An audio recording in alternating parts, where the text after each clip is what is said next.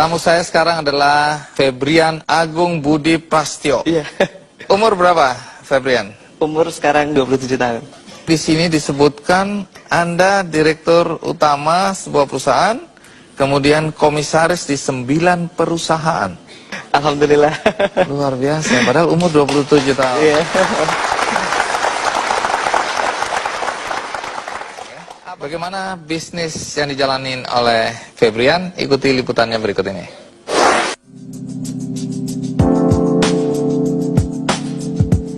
Febrian Agung Budi Prasetyo, seorang pria muda yang berusia 27 tahun ini merupakan pria kelahiran Solo yang dibesarkan dalam keluarga sederhana. Ayahnya dulu merupakan seorang supir angkutan damri di Solo. Sejak kecil, Febrian memegang teguh prinsip yang ditanamkan kedua orang tuanya, yaitu kegigihan dan keyakinan. Dengan prinsip tersebut, telah mengantarkan Febrian untuk merantau dan menempuh pendidikan di Perguruan Tinggi Institut Teknologi Bandung ITB pada tahun 2002 di jurusan Teknik Kimia. Kesuksesan Febrian berawal ketika masih kuliah dan sudah memulai berbisnis kecil-kecilan dengan berjualan baju. Jatuh bangun sudah terbiasa. Tetapi pada penghujung tahun 2006, Febrian mulai menjajaki bisnis pulsa telepon. Berkat ketekunan dan keuletannya, bisnis pulsanya berkembang pesat hingga mengantarkan anak supir damri ini menjadi presiden direktur PT Duta Future International yang membawahi sekitar 500 karyawan.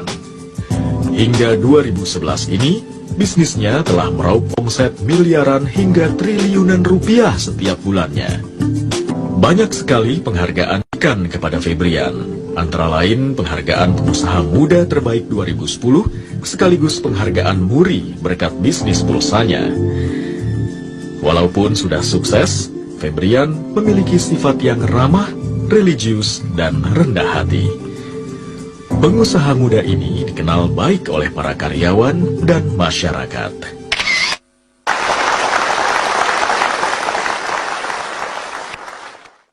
Tidak semua orang, terutama dalam usia muda, bisa sukses dalam berbisnis ya. Lalu apa yang membuat Febrian itu bisa sukses? Kalau saya bilang di sini yang jadi kunci itu adalah dreams, Pak. Saya bahkan sempat itu melakukan hal yang lucu, kalau boleh saya sharing nggak? Iya, boleh dong. Boleh ya? Jadi kalau kata beberapa buku yang saya baca, ada Berpikir dan Berjiwa Besar dan lain sebagainya, itu dia dikatakan bahwasanya kalau kita mau achieve sesuatu, kita harus benar-benar bisa meyakini, bahkan sampai merasakan. Nah, waktu itu tahun 2006, ya, saya belum punya apa-apa, motor 1 Mio juga nyicil, sampai mencicil. Nah, saya pengen banget ngerasain kalau punya duit 10 miliar tuh rasanya gimana gitu.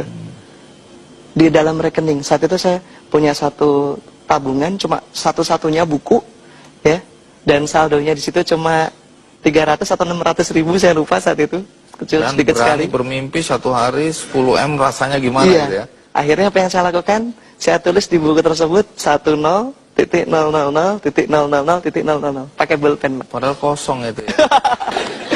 Akhirnya kalau di teller, wah, diketawain sama tellernya. Ini maksudnya apa ini? Terus? Ya, saya bilang ini adik saya apa ngerjain saya gitu. Padahal mimpi ya. Iya.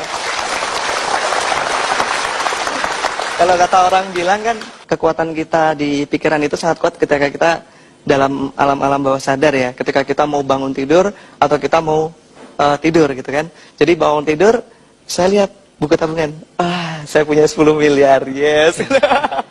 Itu memberikan power, Pak. Iya. Itu memberikan power. Itu cocok gitu, karena The Secret mengajarkan hal seperti itu. Apa yang kita inginkan, kita pikirkan, kita ucapkan, kita selalu ingat-ingat terus. Kemudian lanjutan dari The Secret, The Power. Jangan-jangan Anda pembaca buku ini ya? Saya baca bukunya, saya lihat filmnya, saya sampai nangis, Pak. Karena di situ dijelaskan kok mirip sekali yang saya lakukan, Pak. Nah, sekarang pertanyaan terakhir yang selalu saya ingin tanyakan, apa nasihat Anda pada anak-anak muda dalam konteks berbisnis? Untuk berbisnis seperti yang saya sampaikan tadi, yang paling penting adalah kita mau dulu.